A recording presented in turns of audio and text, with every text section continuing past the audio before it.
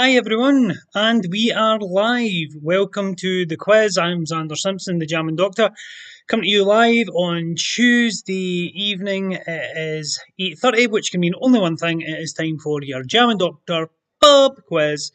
So I will give people a few minutes to get logged on, and while I'm doing that, I'm going to go over the rules. Just let me know in the comments section who's there, guys. Say hi. I can see Rocket 1957. I'm not sure who that is, but you can let me know anyway. So just let me know you're there in the comments section. But while I'm waiting on a few people to get logged on, I will tell you what's happening and what the rules are for anybody who may not have played before, or even if you have played before, because this is only the second week it's run. Evening Doogie, Paul Patterson, and Rocket 1957 all there. Hi guys. So this is a 5-round quiz with 10 questions in each round. I know what you're thinking. How do I play along? Well, it's going to be a Google form that you're going to need. So I'm going to say right from the word get go. If you're just joining us just now for the first time, you're going to need at least 2 devices to play this, guys. All right. You're going to need one device to watch and listen to me, and then you're going to need another device to actually play, because I'm going to send the link for the Google form. The link is actually in the description of this video, but I'm going to post it again in just a minute in all the different formats. And when I do, you will click on that with the device that you're not going to be watching me on, with your other device. That will bring up a Google form, and you will have to then keep that open all night. Okay, so that's going to be not all night, like not when you go to your bed, but while you're playing the quiz, because that's going to be what you're going to use to put in your answers. And if you leave that, if you close that down, you're going to lose all your answers. So you have to have at least one spare device that you can keep the Google form open at all times until the end of the quiz, so that you can put all your answers in. I will read the first round out, 10 questions. There's spaces on the form 1 to 10. Once we've completed that, when I tell you hit the next button, that will take you onto the page for round 2. I'll then read out the answers for round 1. You can keep a mental note of what ones you've got right, what ones you've got wrong, so you've a rough idea of how you're doing. But once we get through all the rounds, at the end of round 2, you'll go on to next to round 3, etc. When we get to the end of round 5, I'm going to ask you to hit the submit button, and then the form will automatically come to me. I'll put it on my spreadsheet. It'll automatically pull out any right answers you've got and give you the appropriate points. So you do have to be roughly right with your spelling, because it's going to pull out the answers from a list of predefined answers. If you're close with the spelling, you'll probably still get the point, but if it's a mile out, you probably won't. All right, there is 1 point per answer, except for the very final question of the quiz, which is worth 5 points. I'm mixing it up a little bit, guys. I have introduced the dodgy biscuit to the pub quiz. Those of you who watch the Friday night music show will be aware that the dodgy biscuit is a favourite of mine. So a dodgy biscuit is an answer that is wrong, but that I thought you might see. And if you get a dodgy biscuit, you get minus 5 points in this quiz. It's not like the Friday night show, but it's minus 10. I'm a bit kinder tonight. So there's only one dodgy biscuit per round. So one answer per round, or one question per round, will have a dodgy biscuit answer. Obviously, I won't tell you what that is until the round's over. As I say, you'll need at least 2 devices to watch, but if you want to have 3 devices, that's great too, because what you could then do, I would say, get me on your big telly, have your iPad or your tablet for filling in the form, and then use your phone so that you can still comment while you go, because I like to read all your comments. If you are on Twitch tonight, there's a couple of wee extra things that you can do. If you put hashtag, and then there's a whole bunch of commands, and they will bring up different animations on the screen, so I know how you're feeling and how you're doing. If you think the questions are too hard, you can put hashtag too hard, and you'll see an animation rather on the screen. If you think they're too easy, hashtag too easy. Likewise, you can just tell me your mood, guys. Tell me your hashtag happy, or if you get a dodgy biscuit or you get one wrong, you can be hashtag raging. All these are lowercase. If, heaven forbid, I or someone in the comment section says something funny, put hashtag lol, lol, all lowercase. You'll get a laughing animation on the screen. And if you're beating someone and you really want to rub it in, hashtag get it round you, and you'll get a wee animation on the screen. Those only work on Twitch, guys, but it's a wee extra way to be interactive.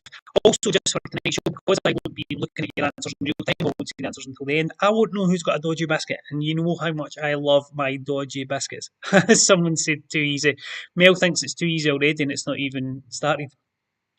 So the hashtag too easy threw me there. If you put hashtag dodgy biscuit It will come up on the screen so that I can see that you've got a dodgy biscuit, because otherwise I won't know until the end of the quiz. So let me know if you've got a dodgy biscuit. These will only work on Twitch, guys, but even if you're not on Twitch, just let me know in the comment section if you get a dodgy biscuit. But remember, don't do that with the device that you're filling in the form, because if you come out of the form that you're putting in your answers, you'll have lost all the answers for all the rounds. So you don't want to do that, guys. All right. So anything else I need to say before we start? As I said, I'm just going to reiterate for anyone just joining us, please don't put your answers in the comment section. That will ruin it for everyone. Just put in the answers to the form, the Google form. Keep the Google form open all night. So that, again, not all night. Don't need to have it when you go to bed, but until the end of the quiz. Hit submit right at the end of the quiz. I'll get those straight through to me. In the meantime, if you have another device that you can watch me on, and if you can comment on that as well, great. You can comment on another device, but don't comment on the device that you've got the form open. I'm saying this lots and lots because last week it did happen to a couple of people, Mel and Alec, both Simpsons. So hopefully it won't happen this week, and hopefully everyone understands the rules and understand what we're doing. So I'm just going to give people another couple of minutes just before I start. I will have a look at your comments. Who have we got here? We have got Rocket1957, who has later told me that that's Ronnie. Hi, Ronnie. Paul Patterson, Doogie Dreadnought, hi Xander, just waiting on Clarkson on Millionaire. The contestant's going for a lot of cash. Fair enough. Well, why would you want to play for £1,000,000 when you can play for Pride here? Paul Patterson, not if I get a dodgy biscuit. Rocket, evening Doogie. I'm now on Twitch. Yay, well done, Ronnie. Tricky Stickies, howdy all. Poker Mel, evening. Doogie Dreadnought, evening. Clarkson's off now. She got it wrong and lost 92 grand. And Mel said that it was too easy, even though we've not even started yet. And Amelzan, who is my dad, is feeling happy, as you see there with the Jim Carrey emoji. Right, fine, guys. I think we're just about ready. So what I am going to now do is I'm going to post it on Twitch first of all. So you should have the link if you're on Twitch to the form. I am now going into my phone so that I can post this on Facebook. And the form is live now there as well, so you can click on that form and that will allow you to play along on there too. And last but not least, I'm going to go onto YouTube and I will post the form live in the chat section of YouTube. So the form has now been posted on Facebook, YouTube, and Twitch. So no matter what format you're watching on, you should have a way to get in there, click that link, it'll open the form, and then once you've got that device has to be exclusively for filling in the form. You can comment with another device if you've got another one handy. So I'll give you guys a couple of minutes to make sure you've got the form up and running.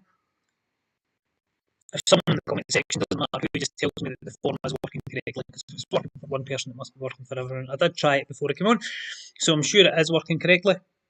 But if not, somebody can let me know and we can sort it out. But I'm sure it will be working if somebody just lets me know. For anyone just joining us, hit that link for the form. It'll bring up the answer form, hit next at the end of each round, and then submit at the end of the whole quiz. But you'll need another device to watch me and to comment. Mel says that it's working, so if it's working for Mel, I'm going to assume it's working for everybody, and we can start the quiz off, guys. So thanks for being with me there. As I say, as the weeks pass and more people get used to playing, I will be quicker with that, but I just wanted to give everybody plenty of time because it's still quite a new format. So again, let me know how you're feeling. Let me know if the answers are too easy, too hard, and let me know if you hit a dodgy biscuit. All right. So we are going to start the quiz. Round number 1 is general knowledge, guys. So quite straightforward, just 10 questions. Could be about anything. All right. Question number 1 of round number 1, and you've got multiple choice for this. All I would say is please in the comment section, in the answers, on the form, write out the answer. Don't just write A, B, or C, because again, it needs to match what is on my answer sheet. So you have to write the actual word, not just A, B, or C for this. Okay, guys? So the first question, what type of fruit is York Imperial? So question number 1 of round number 1, what kind of fruit is York Imperial? Is it a pear? Is it rhubarb? Or is it an apple? So that's pear, rhubarb, or apple. And please write pear, rhubarb, or apple in the answer form. Don't write A, B, or C. Write pear, rhubarb, or apple, guys. Excellent stuff. All right, we'll move on to question number 2. Georgetown is the capital of which South American country? So Georgetown, it's the capital of a South American country. Which South American country is Georgetown the capital of? So I am going to give you guys a couple of minutes to have a wee think about that. Capital, Georgetown. Which South American country is it the capital of? Alright, we shall move on to question number 3. Now, last week, for those of you who watched, I asked what was the driest desert in the world, and the answer was Antarctica, because a desert is defined by something that gets no rainfall or very low rainfall, and of course Antarctica gets very low rainfall because it's ice. But this question is slightly different. It's what is the world's driest hot desert? So the driest hot desert on Earth. So that's excluding Antarctica and the Arctic. It is one of these three. It's the I can't even speak. Atacama Desert. Is the Sahara Desert or is it the Gobi Desert? So write again. You don't have to write the word desert after it. Just Atacama, Sahara, or Gobi. Any one of those three. Or I think I've accepted if you write desert after it. But again, don't just write A, B, or C. So it's Atacama Desert, Sahara Desert, or the Gobi Desert. What's the driest desert on Earth? Question number 4. This one will get you thinking a wee bit, guys. Which country has the largest coastline? So, very straightforward. Which country in the world? It could be any country in the world. Which one has got the largest coastline? So, if you were to take a measuring stick, take you a while, but if you were to walk around the entire coastline of every country in the world, what one would be the longest? Good one to have a think about. Alright, that's question number 4. We'll move on now. I'll give you a wee second just to catch up. I know that some of you will be slower at typing with your phones than others. Question number 5. If you were taking the Chiltern Hundreds, then what employment must you have just resigned from? So if you've taken the Chiltern Hundreds, what employment must you have just resigned from? So there's a very specific job that you would have just resigned from if you were taking the Chiltern Hundreds. So again, we're looking for a very specific sort of role for that one, alright? The Chiltern Hundreds. What job would you have just resigned from? Alright, we'll move on. Question number 6.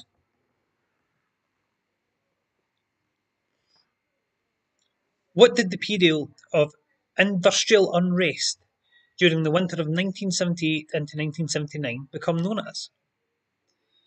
So there was a period of industrial unrest between 1978 and 1979 over winter. What did that period become known as? For those of you who are old enough to remember that, between 1978 and 1979, it was a period of unrest. If you think about who was Prime Minister at that time and what was going on in the world, what was that period known as, that winter, 1978 to 1979? Alright guys, question number 7. If you're forced to do something humiliating, you're said to eat which bird? So this is a well-known saying, I'm sure most of you will have heard of this saying, but if you're forced to do something humiliating, then you're said to eat which bird? Which bird would you be eating if you had to do something humiliating? You know what we think about that one, guys? As I say, quite a well-known phrase, I'm sure most of you will have heard of that. So if you had to do something humiliating, which bird would you have been eating? Alright guys, question number 8. If you're given carte blanche, what restrictions are placed on your actions? So if someone gives you carte blanche, what restrictions are they putting on you? What restrictions are there on your actions? And again, if you can get this in a one-word answer, guys, just to give you a clue and how, in case you're wondering how to word this answer, if you can think of a one-word answer, that's going to get you the point. What restrictions are put on you if you're given carte blanche?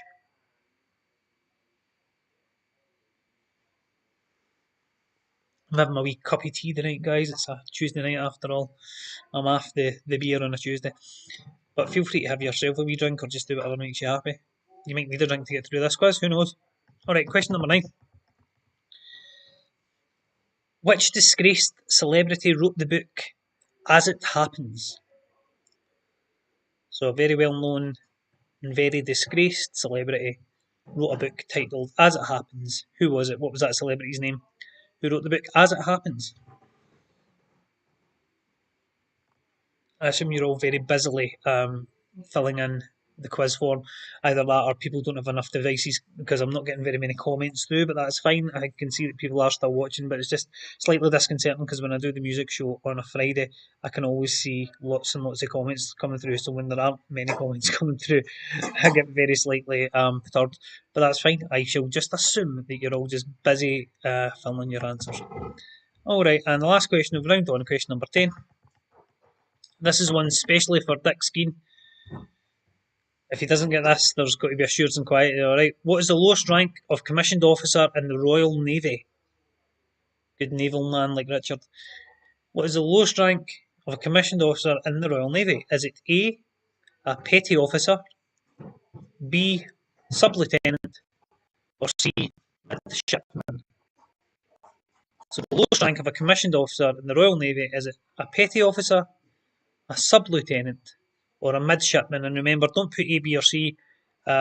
Just put the word or words as they appear on the screen right now. Either petty officer, sub-lieutenant, or midshipman. And that is your first question of the first, final question of the first round.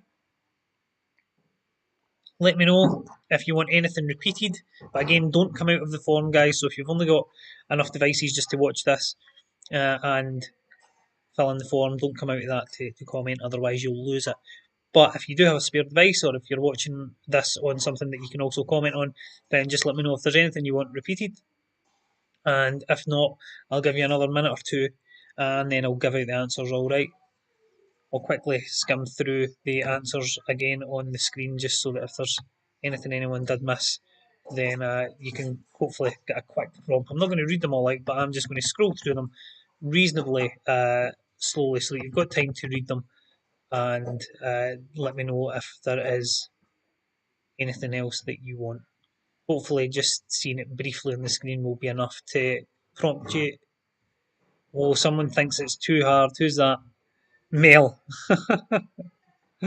Well, you know, you're a Simpson. Some things don't come easy. You had to get shut out of the form last week, so you know if you can submit your answers this week, it's an improvement. So there we go. As I say, just scrolling through these answers. Hopefully, you can see them on your screen, and it will give you a little prompt. And when I get to number 10, I am going to carry on with the answers, guys.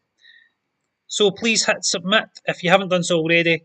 Please hit submit, guys. I'm taking you in good faith here, but if you don't hit submit now and you think you're going to try and be clever and just wait until I put the answers and then put them all in, I'm going to be going straight on with round 2 after that, and you'll be way behind, and it's just really not worth it. It's just going to ruin it for yourself. So just hit submit now. I'll give you another 10 seconds or so, just in case anybody hasn't hit submit. And not submit, sorry, hit next. That will take you on to round 2, and I will continue with the answers for round 1. So Trebor Mintz says it's too easy. Trebor Mintz thinks it's all too easy. Well, we will see Trebor Mintz at the end of the show if you have lived up to your reputation. My dad says he's too busy concentrating, can't multitask to comment. Alright, fair enough. Alright guys, so hopefully you've all submitted, or rather hit next, to take you onto your answer sheet for round 2.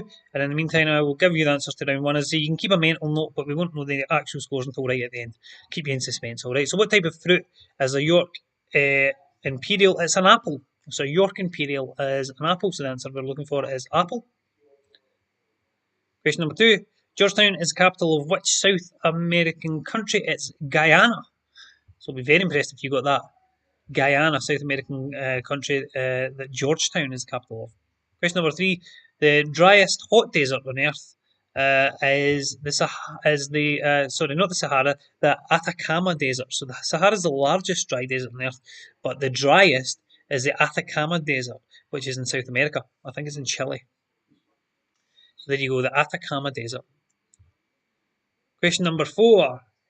Which country has the largest coastline? And I'm going to tell you at this point that if you said Russia, congratulations, because you bought yourself a dodgy biscuit. Russia was the dodgy biscuit answer for that. The correct answer for that is Canada. Canada is the country with the largest coastline. So you'll get a point for Canada. You'll get -5 if you said Russia, I'm afraid, guys. Number 5. If you were taking the Chiltern Hundreds, what employment must you just have resigned for? That is what you do when you have resigned from becoming a Member of Parliament. So I've accepted Member of Parliament, MP, being an MP, being a Member of Parliament, anything around that. But the answer is MP. That's the ritual when you resign from being a Member of Parliament, you are taking the Chiltern Hundreds. There you go. Question number 6. The period of unrest during the winter of 1978 to 1979, even if you didn't know this, you could have a guess. It's a Shakespearean quote. It is the winter of discontent. That was Maggie Thatcher, of course, was in power there, and there were strikes and various different industrial action, and that was known as the winter of discontent. Question number 7 was if you're forced to eat which bird if you are doing something humiliating, it's you eat crow. Forced to eat crow, I'm sure lots of you have heard of that expression, eat crow. Question number 8. If you're given carte blanche, what restrictions are placed on your action? The answer is none. There are no restrictions placed on someone who's given carte blanche. Carte blanche means you're allowed to do what you want, so the answer we're looking for is none. What restrictions? None. Okay, question number 9. Which disgraced celebrity wrote the book As It Happens? It was Jimmy Savile, very disgraced celebrity. He wrote a book called As It Happens, and that was the answer we were looking for there. And we shall move swiftly on. Question number 10. The lowest rank in the of a commissioned officer in the Royal Navy, and as I say, Dick Schemes, this one, come on, Dick, it is midshipman is the answer there. So it is C, midshipman. So in the comment section, let me know how you think you've done. Tell me what your points are and let me know if you've got a dodgy biscuit or not. And while you're doing that, I will continue on to the next round, which is all about television. So round 2 is TV. So last week, round 2 was in movies. This week it's on TV. The first round will always be on general knowledge, and the other rounds will be mixed up, and then the last round will always be our connections round. But for now, we're going on to a TV round, guys. Mel says she's never heard of the expression "eat crow," and Mel tells me that she got 4, but she got no dodgy biscuits. That's not bad, not bad. It's a tough quiz, especially when you're playing your own. Normally, you play in a pub quiz, you'd be in a team. So if you're getting, 4 or 5 on your own, that's a good score. Okay, round 2, question 1. Connie Fisher won which TV talent show that aimed to find the lead singer for a West End musical for Andrew Lloyd Webber? So what was the name of the talent show that Connie Fisher won? And it was a talent show that was looking for a lead singer for a West End musical by Andrew Lloyd Webber. So it was a well-known television show a few years ago. They were looking for the lead in an Andrew Lloyd Webber musical, and it was won by Connie Fisher. We're looking for the name of the TV show, guys. Not the name of the musical, we want the name of the TV show, okay? Hopefully that's clear enough. Question number 2. Amber Gill and Greg O'Shea were crowned winners of which TV reality show in 2019? So in 2019, Amber Gill and Greg O'Shea were crowned winners of which TV reality show? So it's almost like a TV reality show where 2 people won it. Which reality show was that? Question number 3. So this is a longer question, but I will break it down for you. Which explorer films himself after being dropped into different inhospitable regions of the world, showing his attempts to survive? He's a number of Discovery Channel shows such as Marooned, Naked and Marooned, and Left for Dead. The reason I added in that last bit is because the first bit could be a number of people, which explorer films himself being dropped into inhospitable regions. So to be more specific, we're looking for someone who's got a number of Discovery Channel shows such as Marooned, Naked and Marooned, and Left for Dead. So it's an explorer who's starred in shows Marooned, Naked and Marooned, and Left for Dead. Alright guys, we shall move on to question number 4. And question number 4 is another one for people of a certain age, I would say. Although this show didn't finish till 2003, so if you're a bit younger, you will remember it. But this was a staple of daytime TV for a long, long time, presented by William G. Stewart. Which tough quiz show ran between 1998 and 2003? So which tough quiz show that ran between 1998 and 2003 was presented by William G. Stewart? So a television quiz show, William G. Stewart presented it between 1998 and 2003. What was that television show, guys? And as I say, that might split us in terms of the age of the room. So my dad, Alex Simpson, thinks he got 6. And Trebor Mintz says he got 3 or 4, which considering he was given it the too easy chat. Come on, Trebor, you've got to do better. Okay, guys, we shall move on to question number 5. Which historical drama set in Yorkshire was created and co-written by Julian Fellows? Which historical drama set in Yorkshire was created and co-written by Julian Fellows? So, historical drama set in Yorkshire created by Julian Fellows. You can have a think about that one, guys. We shall move on. Question number 6. Which actress, writer, and producer wrote the first series of Killing Eve and was the creator and writer of Fleabag? So we're looking for the name of the actress, writer, and producer. It's all one person. Who wrote the first series of Killing Eve and was the creator and writer of Fleabag. For if you're like me, when I saw that question, I can see her name, I can see her face, but I couldn't think of her name. But if you're better than me, you may be able to think of her name. With a lot of the answers, guys, if it's somebody's name, if you only get the surname, you'll get half a point. But that is if you only put the surname. So if you can't remember someone's first name, but you just put their surname, you'll get half a point. If you put the wrong first name, even if it's the right surname, you'll get no points. If you just put the first name, you'll get no points. If you get first name and second name right, you'll get the full point. So if you're not sure in the first name, it's up to you whether you want to have a punt and see if you can win the full point. But if you get the first name wrong and the surname right, you'll get no points. So it's up to you guys. Question number 7. In ITV's The Chase, who is known as the Vixen? So what's the name of the chaser on ITV television show The Chase, one of my favourites? Who is known as the Vixen? What's her name? Looking for her real name, obviously. Vixen on ITV's The Chase. Question number 8. Which series follows the investigation by FBI Special Agent Dale Cooper into the murder of a homecoming queen? So, which series follows the investigation by FBI Special Agent Dale Cooper into the murder of a homecoming queen? So, there is a very well-known television show that follows that premise, an FBI agent investigating the murder of a homecoming queen.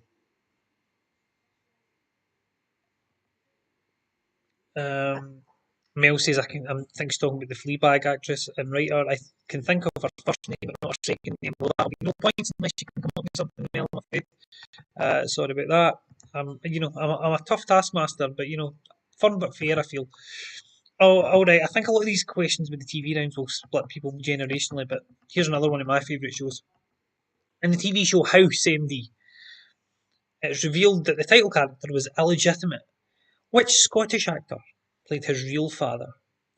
So, in the TV show House, for anyone who's seen the TV show House, I can't remember what series it is, but it's maybe the fourth or fifth season. And there's a storyline involving the fact that House's father is not who he thought it was, and he eventually meets his real father.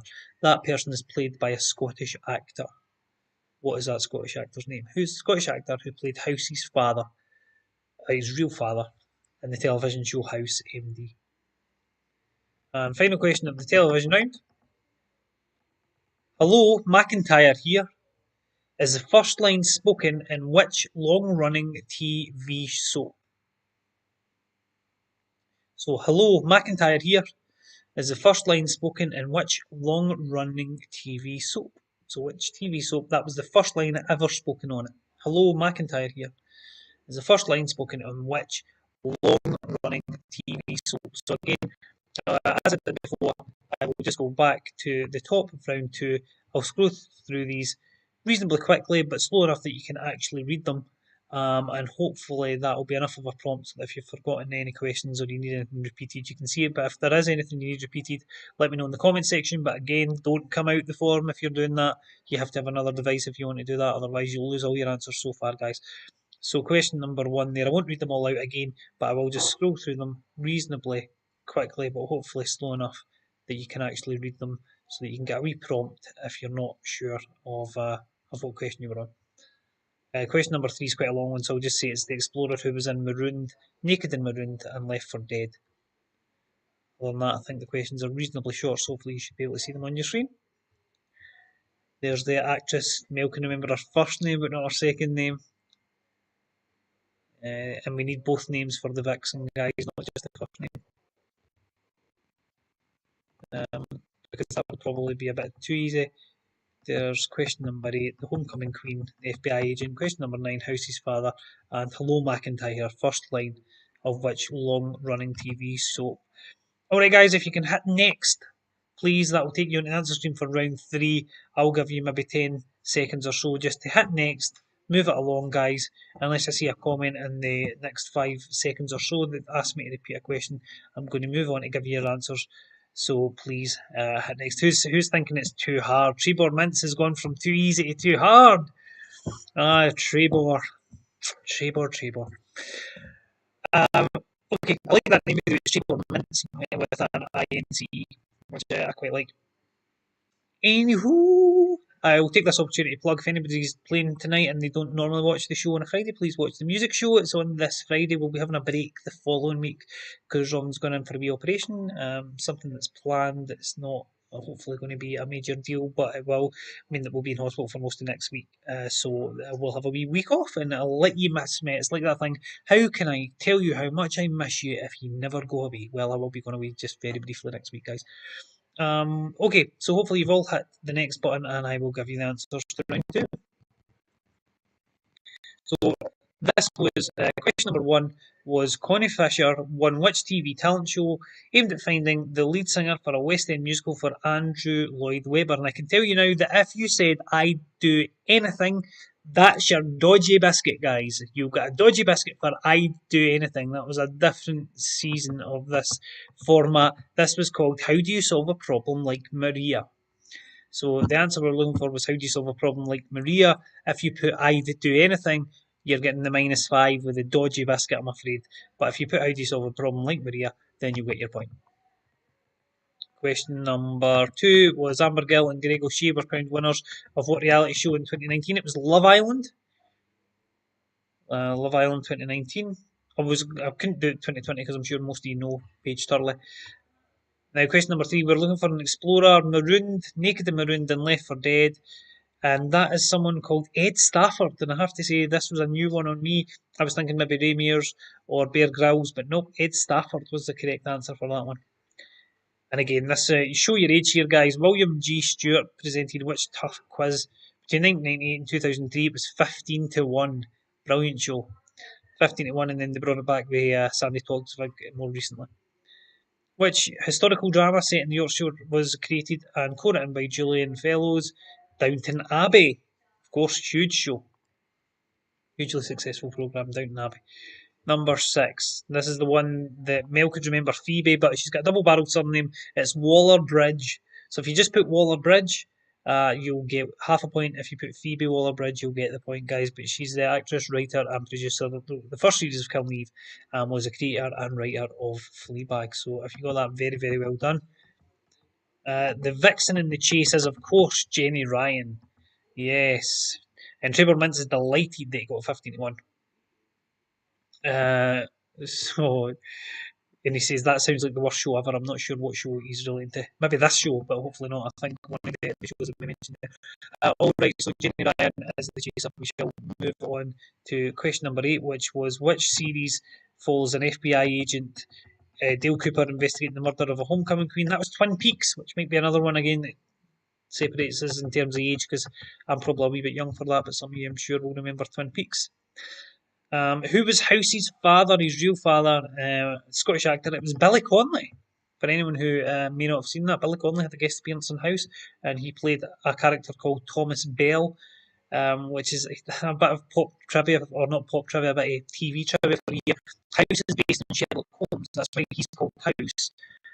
As opposed to Holmes. It's a play on words, and the idea is putting somebody with that analytical brain in a medical setting instead of a sort of detective setting. So there's lots of parallels between House and Holmes. Like he lives at 221B as his apartment number. Thomas Bell is the doctor that Arthur Conan Doyle based Sherlock Holmes on. So Thomas Bell was a real doctor in Edinburgh, and Arthur Conan Doyle thought he had this amazing analytic mind, so he based Sherlock Holmes on Thomas Bell, and he was a doctor, and then the House creators based House on Sherlock Holmes and made him a doctor, and they gave his father the name Thomas Bell. There you go. Useless information for you guys. Question 10. Hello, McIntyre here is the first line spoken in which long running TV soap? It's Take the High Road. That was the first line in Take the High Road.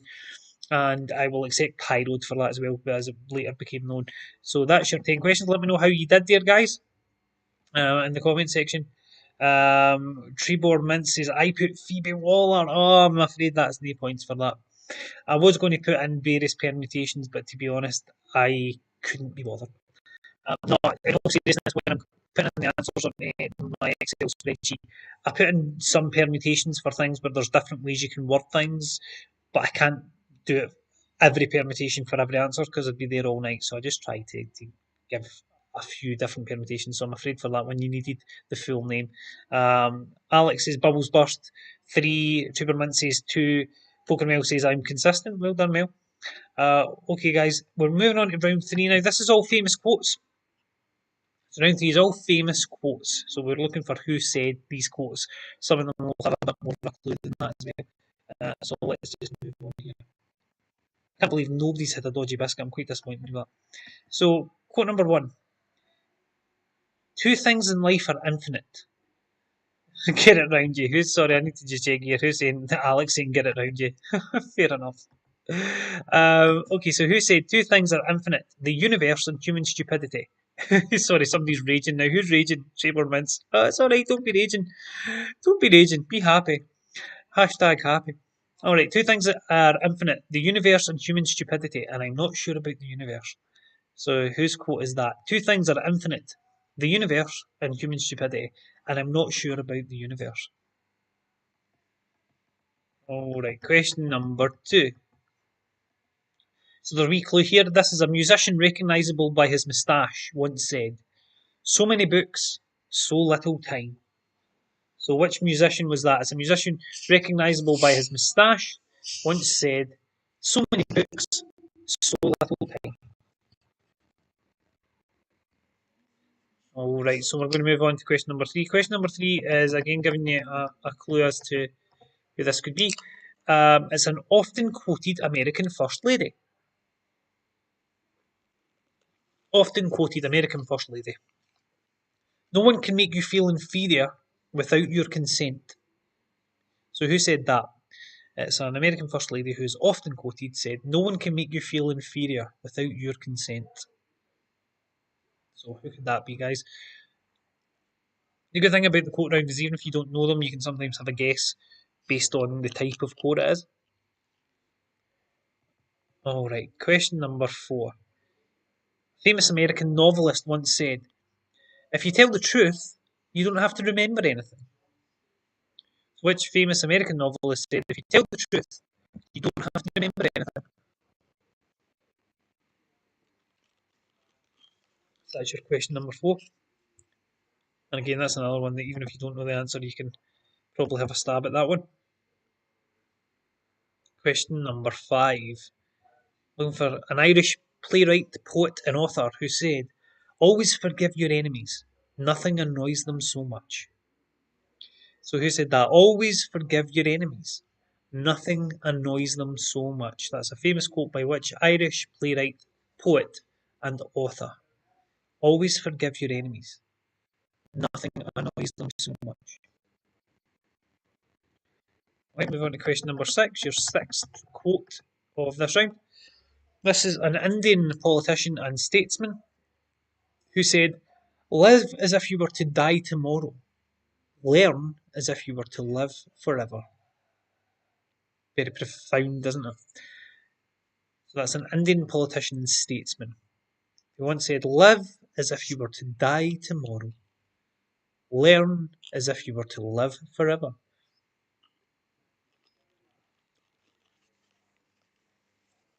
Okay, guys, we'll move on to question number 7.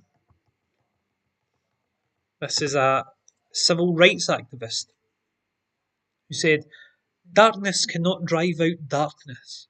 Only light can do that. Hate cannot drive out hate. Only love can do that. So which famous civil rights activist said, darkness cannot drive out darkness. Only light can do that. Hate cannot drive out hate. Only love can do that. I can feel myself getting more intelligent just by reading these quotes. Question number 8 in this round. So this is an actress, model, and icon who said, "Imperfection is beauty, madness is genius, and it's better to be absolutely ridiculous than absolutely boring."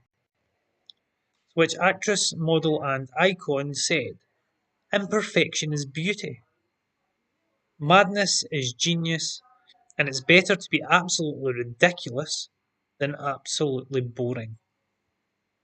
Who said that?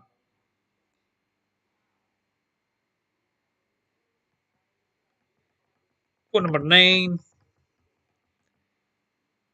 It's one of the most popular authors of our time. And the quote is, "It's our choices, Harry, that show what we truly are, far more than our abilities." And I'm only laughing because Poker Mel's saying, "Too hard." Come on, this is probably the easiest round of the whole quiz. I would say anyway. So question number 9. Uh, who said, "It's our choices, Harry, that show us who we truly are, far more than our abilities." One of the most popular authors of our time. And question number 10. Who said, "The fool doth think he is wise, but the wise man knows himself to be a fool." So who said, "The fool doth think he is wise, but the wise man knows himself to be a fool"? That's all 10 quotes, guys. Again, I'll scroll through these answers reasonably quickly, but you can have a little look just to remind yourselves. Let me know in the comments section if there's anything you want me to repeat, and let me know how you think you're doing. And by the time I get to the top and then back to the bottom, we shall submit the answers and move on to the next round. Or get the answers to this round first and then move on to the next round. So the first one was there, two things are infinite. Again, I won't read all of these out. I shall just scroll through them so that you can see them as a little reminder of where we are. As I say, I think this is one of the easier rounds, and my advice to you for this round is if you don't know, have a guess, because you'll probably be right even if you don't know the quote, just by the description of the person who made it.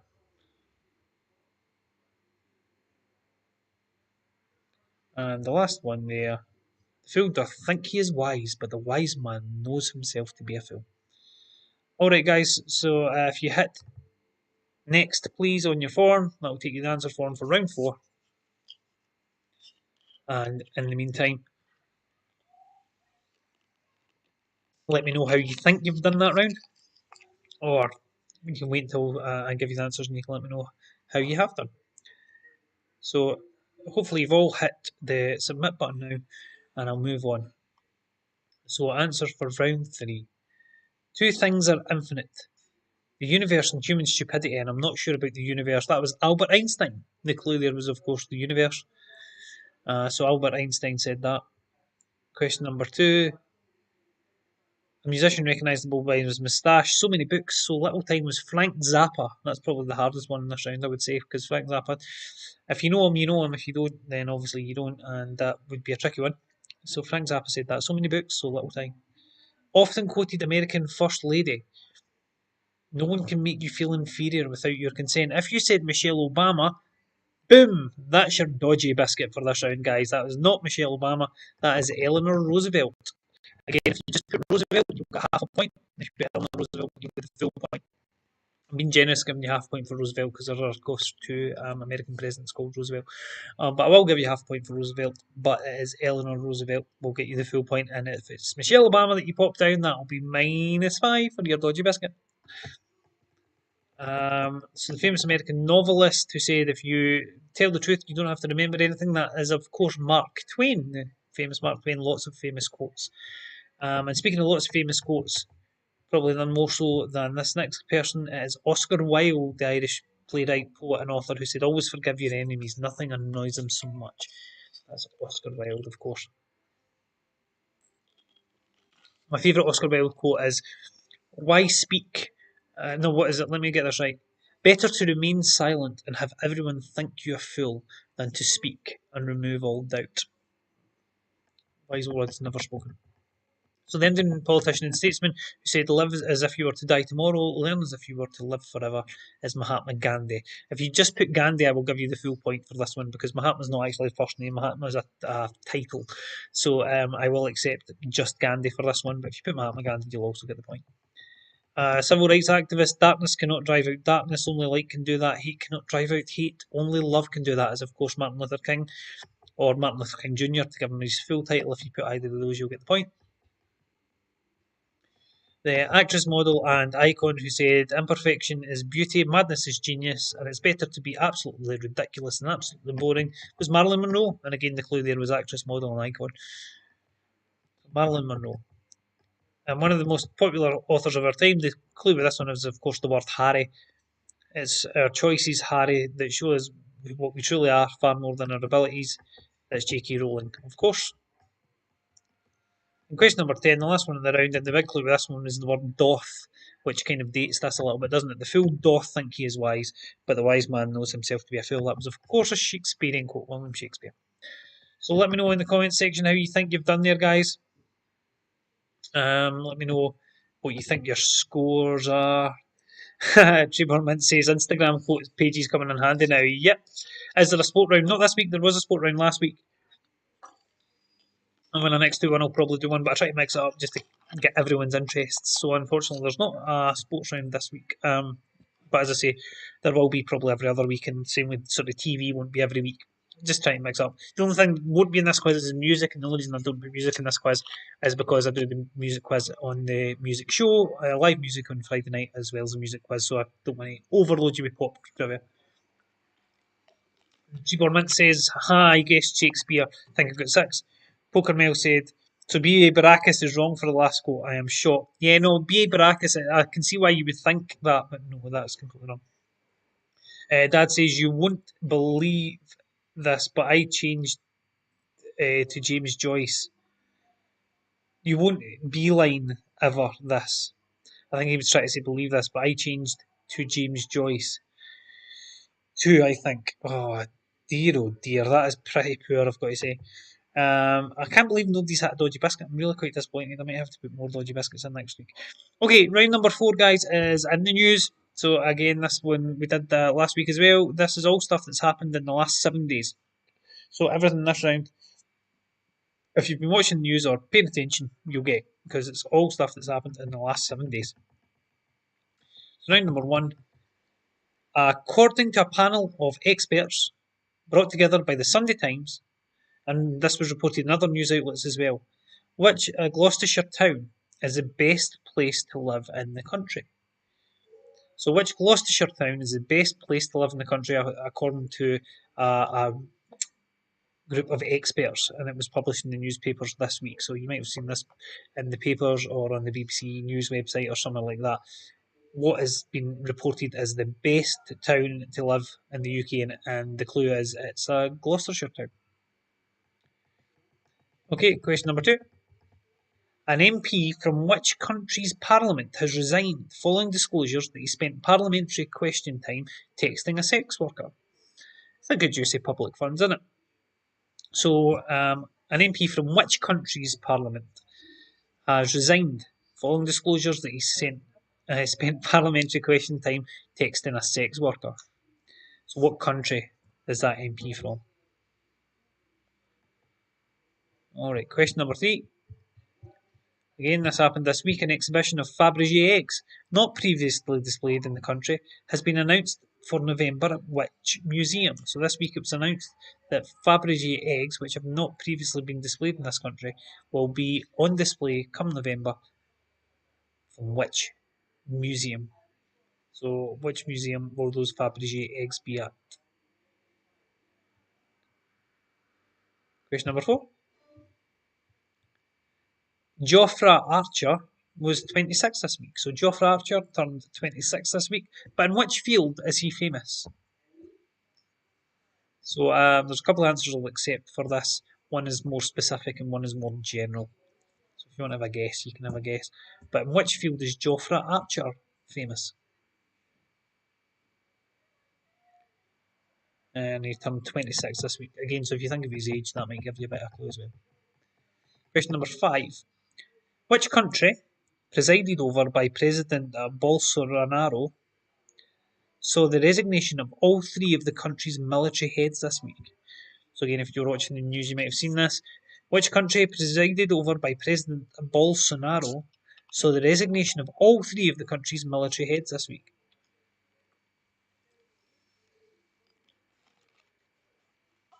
So what country is President Bolsonaro the president of, and all three of his military heads resigned this week?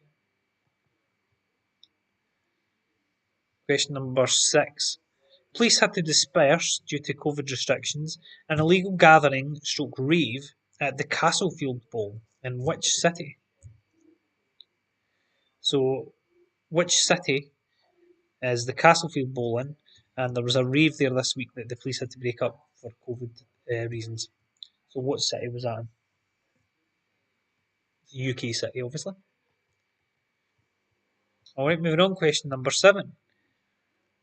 The Eurovision Song Contest has been given permission to let up to 3,500 spectators into the venue when the competition is held in which city in May? So next month the Eurovision Song Contest is going ahead. There are going to be 3,500 spectators there. But in which city is it happening?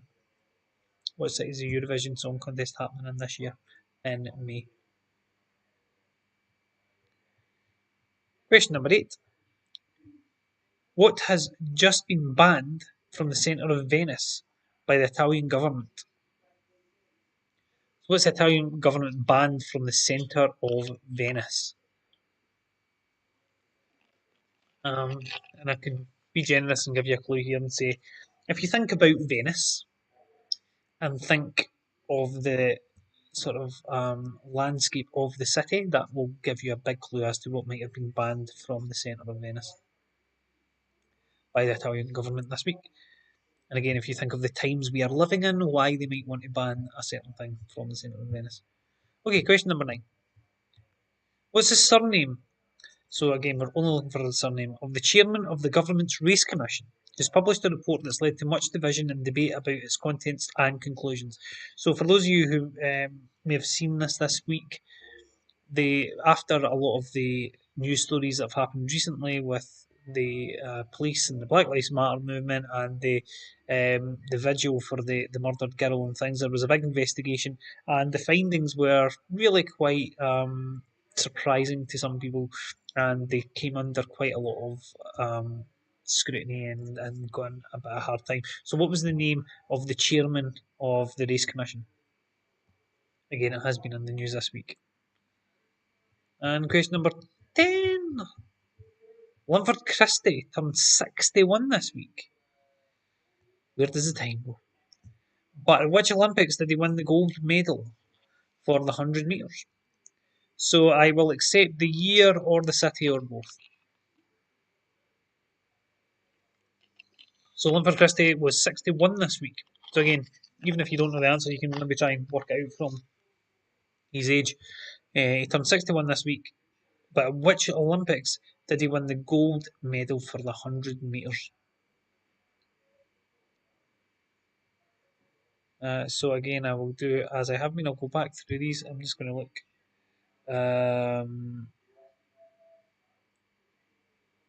So G-Bor Mints is laughing. He says hashtag President Balls Up. Yeah, that's probably quite an appropriate name. I shall run, as I say, back to the start of these questions just to remind you again. And then after that, we'll do round 10, which is the connections round. All everything. Round 5. All 10 questions will be connected in some way. But we'll come on to that in just a minute. I'm really disappointed nobody's hit my dodgy biscuits tonight. I must have not been making them obvious enough. Alright, question number 1 was there. Again, I won't read all these out, but I will just scroll through quickly. So essentially, what is the best town to live in the UK? It's a Gloucestershire town. Question number 2, what country was the MP from who was texting the sex worker? Question number 3, the exhibit of Fabergé eggs will be displayed in which country? Question number 4, Jofra Archer is famous in what field? Question number 5, which country saw the resignation of all three military heads? Number 6, what city did police have to disperse a rave in? Question number 7. The Eurovision Song Contest will be held in which city? Question number 8. What has just been banned from the centre of Venice? Question number 9 is the surname of the government's race commission. And question number 10 is which Olympics did Linford Christie win the 100 metres at?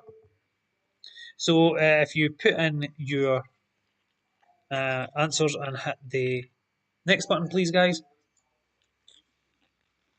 that would be lovely. And I will go through the answer for you. Hopefully, you've all hit next now, and we shall go through the answers. So, question number 1. What is the nicest city in the UK to live, according to this recent poll? Stroud. Gloucestershire town, Stroud. I'd never even heard of Stroud, but there you go. Stroud is apparently the best place in the UK to live. Right, guys, question number 2. An MP from which country's parliament has resigned following disclosures he spent parliamentary question times texting a sex worker? If you said Scotland, that's your dodgy biscuit for this round. It is not Scotland. But you will get -5 points if you have said Scotland. The answer is Australia. An Australian MP sitting during question time texting sex workers. You've got to admire the balls there. Anyway, question number 3. Fabergé egg will be displayed in which museum? It's the Victoria and Albert. I've accepted Victoria and Albert or V&A. The Victoria and Albert Museum. So Geoffrey Archer is 26 this week. In which field is he famous? He is a cricketer, so I have accepted cricket, but I'll also be generous. I'll accept sport as well. And as I say, his age is the clue there, isn't he? Because if you're 26 and very well known, there's probably a limited number of things that you're going to be well known for. Number 5, who's raging? Oh, Trevor Mint's got the dodgy biscuit. Finally, somebody's got the dodgy biscuit. Do me a favour, Trevor. Stick in hashtag dodgy biscuit, just so that we can see it on the screen. It's just my favourite thing, that's all. Alright. Yes, got somebody with the dodgy biscuit, finally. Question number 5. Which country presided over by President Bolsonaro? So, the resignation of all 3 of the country's military heads this week. That was Brazil. So, again, if you saw it in the news, President Bolsonaro of Brazil, all 3 of the country's military heads resigned this week. Question number 6. Please have the disperser rave in which city? It was Manchester. And again, the clue was probably the word rave. Manchester's a big rave city, isn't it? There you go. Yes, there we go. The dodgy biscuits appeared on the screen now. You love it. And Alec has lost his answer page again. Why? Why? I don't understand why that's happened to you and no one else. Anyway, the Eurovision Song Contest has been given permission to let in 3,500 spectators. It is Rotterdam. So well done if you said Rotterdam, guys. This could be Rotterdam or anywhere. I'm sure I've sang that in the music show. Anyway, what's been banned from the centre of Venice, as I say, if you think of the landscape, it is obviously a water city based on water. And in the current climate, you can think of why they have banned cruise ships, of course. So I've accepted cruises or cruise ships. Question number 9. The surname of the government's commission in a race was Sewell or Sewell. And final, Linford Christie won Olympic gold at Barcelona 92. I remember it well. I was only a boy, but I do actually remember Linford Christie winning gold in Barcelona 92. So let me know how you've done there, guys. Hopefully no one else has lost their form. I don't know how Alex managed to do that again. But anyway. Barcelona, as I say, will accept, or Barcelona 1992 will accept. So the last round, guys, is all about connections. So questions 1 to 9 are all worth a point each, and there will be a theme running through the answers, not a theme running through the questions. Alright, so the questions will be about various different things, but if you look at all the answers, there's a theme running through the answers. Question 10 will ask you for what the theme is, and question 10 will be worth 5 points, but as always, there is a dodgy biscuit in this round too. So let's go on to question number 1 of round 5. And as I say, my advice to you is after you've got all the you've had all the questions, if there's any blanks, just have a think about what the theme might be, and that'll allow you to probably have a guess at some of the other ones. All right.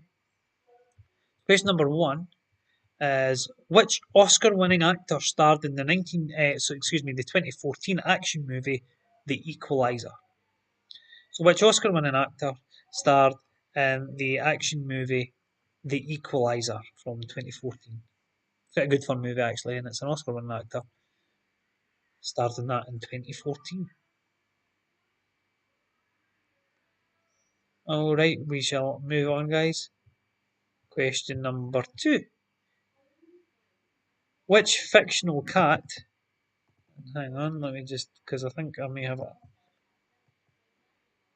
inadvertently put the answer on the screen there, so I'm going to try to delete that so you can see it. Sorry, I didn't mean to do that. Alright, some of you might have seen that. If you did, you've got a freebie there. Anyway, which fictional cat made its comic strip debut in the comic John in 1978? If you did see that, please don't put it in the comment section. It's just a wee freebie for you because I accidentally left the answer in. Which fictional cat made its comic strip debut in the comic John in 1978? Alright. Question number 3. Which car manufacturer sold the most cars in the UK in 2019? So 2019 was the most recent year that I could find data for. But who sold, which manufacturer, so it's not the specific model, it's just the car manufacturer, sold the most cars in the UK in 2019? So we're looking for the name of the car manufacturer. Treborman says he got 5 or 6 the last round, but he lost 5 due to the dodgy biscuit. No luck. That's why the dodgy biscuits are there, guys. Alright, moving on. Question number 4 now. I didn't actually realise I was going to do a quotes round when I made this question up. So it's another quote. Which screen icon once said, if you're going to be two-faced, at least make one of them pretty? So which screen icon said, if you're going to be two-faced, at least make one of them pretty? Great quote from a very, very famous screen icon. Alright, question number 5. Now I'll read this question a couple of times because there's uh, the little bit to get your head around here, okay? So from 1917 to 2015, by which name was Denali, the tallest mountain in North America, known? So I'll read that in a slightly different way, okay, just to explain this. So the tallest mountain in North America was originally known, its original name by the indigenous people is Denali. But for almost 100 years, it was known by another name that is probably better known as. So most of you will have heard of this other name. But in 2015, it was changed back to Denali because they felt that it was right that it go back to the name that the indigenous people knew it by, rather than the name that the sort of Western settlers had just decided to give it. So this is a famous mountain.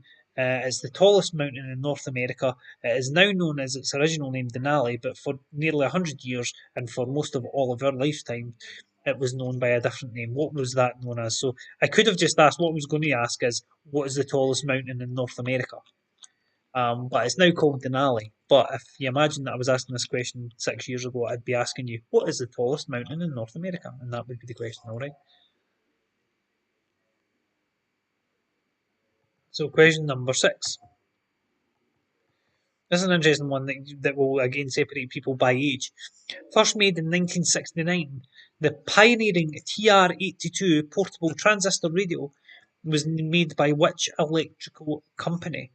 Now, this is the little grey portable transistor radio that most of you will have seen, and a lot of you of a certain age will have had as a kid. It was almost in every home. It was the most common type of transistor radio. It was a pioneering model because it was the first really small sort of portable radio, and it's the little grey one that some of you I'm sure will be thinking of. It's the TR-82 it was called, but what company made it? What electrical company manufactured it? Right, number 7 is a movie question. In the 2000 movie Castaway, starring Tom Hanks, what was the name of Tom Hanks's volleyball companion? So for those of you who've seen the movies, he's on a desert island and his only company is his volleyball companion. What is the name of his volleyball companion in the movie Castaway?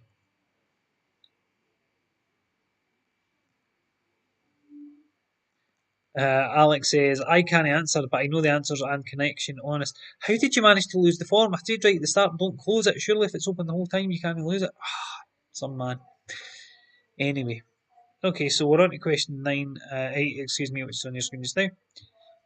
This is an interesting question. Which brand name that has been used as a verb since 1939 was finally added to the Oxford English Dictionary in 2006? So we're looking for the name of a brand name. Somebody's saying it's too easy. Trayvon Wentz. Maybe it is. Maybe this round is too easy. So it's a brand name. It was a verb, or it's been used commonly as a verb since 1939, but it was only officially added to the Oxford English Dictionary in 2006. So what is that brand name that is now a word that is in the dictionary? Question number 9, you can see on your screen, British Prime Minister. Which British Prime Minister was born in New York City? So there's only one British Prime Minister in the history of British politics who was born in New York City. Which British Prime Minister was born in New York City?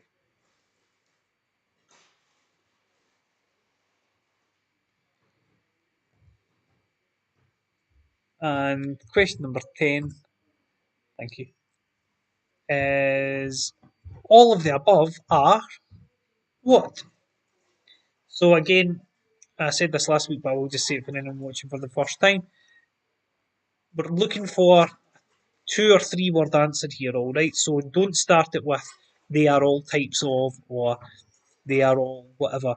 You don't need to answer in sentences. We're just looking for finish that sentence. All the of the above are, and it'll be a 2 or 3 word answer that you're looking for, and that's for 5 points, guys, okay? So again, I will just scroll through these. And again, if you've worked out the theme, but you don't know the answer to any of the other questions, you can have a guess. It's a good one to have a guess at.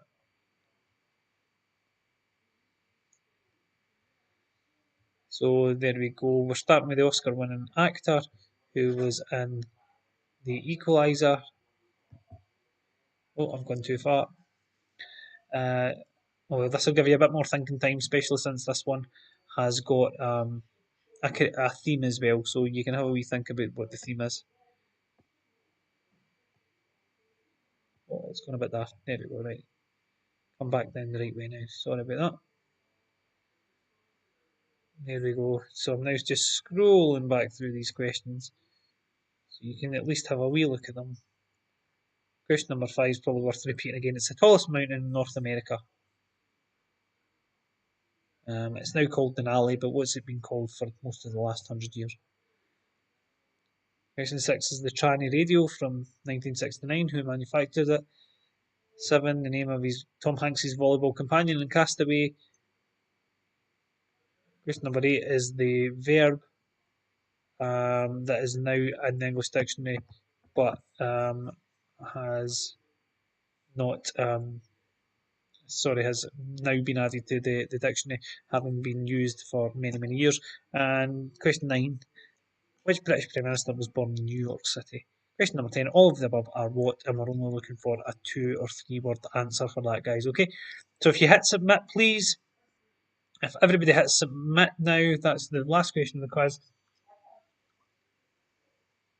So if everyone could hit submit, I'm going to give you another few seconds just to do so, and I can see on my screen hopefully when a few of you have submitted, and then I will read out the answers, and then I'll bring up the final scores. I think we've only had one dodgy biscuit tonight, which was Trebor Mint. Sorry, Trebor, but that's the way the biscuit crumbles, I'm afraid.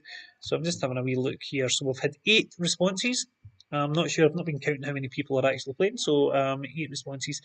If you have submitted the form, you will finally, if you've only got one device, so you've not been able to comment throughout the quiz, once you've submitted the form, you can finally come on and comment. So everybody can give me their estimate of how they think we've done and stuff. But I'm just going to give you another couple of minutes to do that, to submit the form for anybody who's not submitted. And I am now going to go through and read out your answers to the final question. or questions, I should say.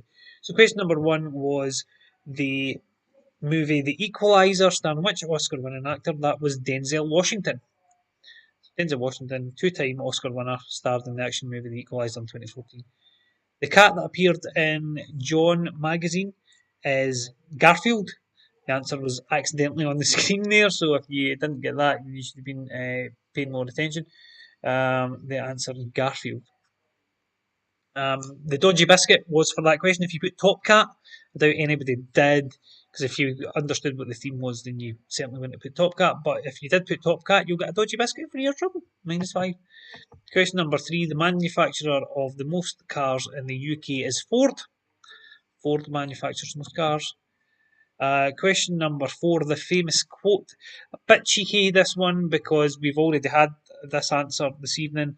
It's Marilyn Monroe. So we'd already had Marilyn Monroe quote, but as I say, I'd already made up this round when I then got the quotes round. So two answers for Marilyn Monroe, but there's no rule against it, guys. Marilyn Monroe was the famous quote about if you're going to be two-faced, at least make one of them pretty. Question number five, Denali was better known as what for most part of this century was Mount McKinley. So Mount McKinley, if you'd asked me before doing this quiz what was the tallest mountain in North America, I would have said Mount McKinley. But it's now known as Denali. As I say, that was the Aboriginal name, and as with so many things, basically Westerners just kind of showed up and went, right, we're having that, and we're going to name it Mount McKinley after President McKinley. And the local folk went, no, that's not what it's called. It's called Denali. And we just went, no, it's not. And they were like, no, seriously, it's been called Denali for centuries. And they're just like, no, no, no, no, but it's Mount McKinley. And for like 100 years, we just kept calling it Mount McKinley, even though all the local folk were like, it's called Denali. So eventually somebody said, you know what, we should probably let them go back to calling it Denali. So it's been Denali since 2015. There you go, wee bit of trivia for you guys. So it's the name of the game, innit? Alrighty. What were we up to? Sorry, I got distracted by that. So the radio that, as I say, I'm sure lots of the people who were around in the 70s will remember this radio. It was a Bush radio, a little Bush transistor radio, the TR-82, very famous. And you would all know it if you saw it. Most of you probably had one. The volleyball companion of Tom Hanks was Wilson. Except Mr. Wilson as well, because I think he calls him Mr. Wilson at some point, but it's Wilson is what we're looking for. Question number 8. The word that was finally added to the English dictionary after being used as a verb, although starting out as a brand name, was Hoover. So the word Hoover was actually only added to the dictionary in 2006, but it has been used since the late 30s as a verb. People have been saying hoovering this, hoovering that. But only officially added to the dictionary in 2006. And there you go. Question 9 was Boris Johnson was the Prime Minister who was born in New York. And question number 10, they're all US presidents. So if you look back, we have Johnson, Hoover, Wilson, Bush, McKinley, Monroe, Ford, Garfield, and Washington. So the surname of everyone there is an American president. Of course, George Washington, James Garfield, Gerald Ford, someone Monroe, someone McKinley, Thomas McKinley, I think, two George Bushes, Woodrow Wilson, Herbert Hoover, and Lyndon Johnson. So there you go, guys. That is all your quiz answers for the quiz this week. Thanks so much to everybody for playing. And the moment you've all been waiting for is going to be the score. So I am now updating the spreadsheet as we speak. I am pasting your answers in. So hopefully we can bring up some scores. I can see them, some of them on the screen. So we had 9 people playing along this week, guys. Thank you very much for joining me. All your points will go into the overall leaderboard that's combined with the quiz that we do on a Tuesday night. On a Friday night. I can't multitask, I'm a man. So I am now going to just put your answers in order of. There we go. Oh, hang on a minute, because I need to. Sorry, I'm talking to myself here. I'm going to put your answers in order of. There we go. In order of score, so that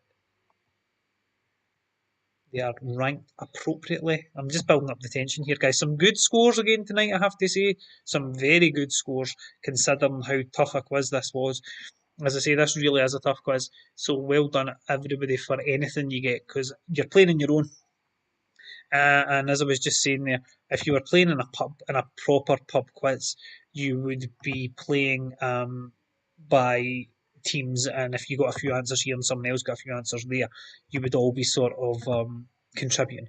But in this quiz, it is so tricky to do it on your own. So well done, everybody, for getting anything at all. So I'm now going to bring it up on my screen. Sorry, I was just waffling there to buy me time. Um, now, down. So, ladies and gentlemen, with a drum roll, please, I shall bring up what, as I say, is an absolutely outstanding effort. There you go. Brian Doyle has won this week's quiz. Look at that score, folks. 37 and a half out of 54. That's a tremendous score, Brian. Excellent. And Brian had a very good score last week as well. So very, very well done. John and Liz McMillan, last week's winners, with again a very respectable 23. I think the quiz was trickier this week than it was last week, so as I say, these are all really good scores. Robert McEwen, Bob, with 21 on his own. That is tremendous. Well played. Paul Patterson, 18 and a half, very good. Mel Simpson, 18, good scores. Kenny Skeen, 6. Dougie Allen on 15. Ronnie Gillies on 6. And Richard Skeen with 0. Now, this is funny, right? Because at first I thought, oh, he's maybe just not used the form correctly and he's maybe not managed to put things in the form right. But no, when you actually look, he did score points in other rounds and then got a dodgy biscuit and got 0. Oh, that really amuses me.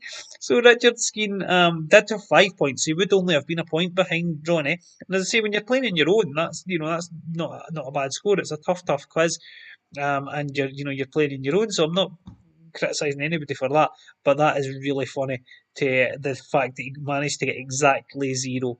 Although he got 0 for round 5, so I'm not sure if he maybe didn't fill in the form right for the last round or something. Because I don't know. I'll have a look later. But either way, it quite amuses me that he managed to get exactly minus exactly 0. So well done. Well done everybody for playing. Well done, Brian Doyle, for winning. Extremely good score. So, as I say, you'll get 3 points in the overall leaderboard for that. Plus, you'll get another point for getting over 20 on the night, and your remaining 17 will be carried over. So, you could end up with 4 or 5 points out of this. Alex says he got 7 out of 10 in the last round, trusting him a doctor. I'm sure he did. I don't dispute that, but unfortunately, you don't know how to work a form that even Dick Skeen can work. Paul Patterson's rage #raging has to be raging, guys, if you want to get the emoji up right. Not that it usually matters. Doogie says I got a dodgy biscuit for Michelle Obama. There you go. Somebody is raging. Tricky as Dickies. Richard Skeen is raging. Dick, you had exactly the same points. Look at this way. You've got exactly the same points as about 7.5 billion people on the planet. So well played. Yeah, Trevor Mint says Mr. Wilson's from Dennis the Menace. You're right. I'm getting two different things confused. Well done. Trevor said that was his best round. Yep. Paul Patterson had the dodgy biscuit, as we say. Yep, lots of people raging. Paul Patterson is raging. Guys, that was really good fun. So thank you so much for playing along, for joining in. That was a really quick. Well, it's just been over an hour now. Well done, Brian Doyle. A brilliant score. I'll be back on Friday for the live music podcast where I'll be taking your requests and we'll be doing the pop quiz on there as well. I've tidied up things a little bit. Doogie thinks it's quite funny. I'll be tidying up things a little bit. Hopefully the tech will all work. I think it worked at your end okay, but everything was just a bit slow at my end. But tonight's worked beautifully. I've changed the colour theme of it because it was all a bit pink for my liking. So I think everything looks good. Everything sounds good. We'll have a great show on Friday, and then we'll have a week off, and then I'll be back with you after that. So I'll see you all on Friday, 8 p.m. for the Jammin Doctor live music podcast on Facebook, YouTube, and especially on Twitch. Brian Doyle Savvy. So yeah, join me on Twitch. You can play along with more of the games and all the emojis and everything. So if you haven't done so already, download the Twitch app. It's dead easy to use, and follow the Jammin Doctor. Whatever media you're on, please do follow me. The more followers I get, the more doors it opens up in terms of things that I can do for you guys. All right. I'll see you all on Friday.